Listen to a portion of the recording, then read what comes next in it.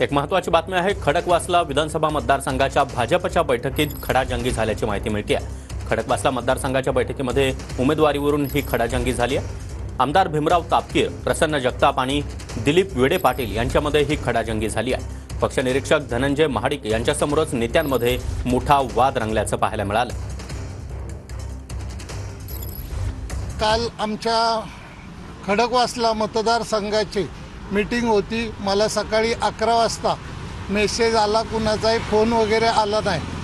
मी कारण इच्छुक आहे त्यामुळे मला शक्यतो फोन किंवा येत नाही आहे, फक्त मेसेजेस होतो। या कार्यक्रमामध्ये सुरुवातीला आमच्या भागातील नेते मंडळी बोलून गेले, परंतु नंतर माननीय धनंजयजी महाडिक साहेब बोलणार होते की मला 2 मिनिटं बोलू द्या, मी इच्छुक आहे असं सांगू द्या, परंतु स्थानिकांनी माझा आवाज दाबला।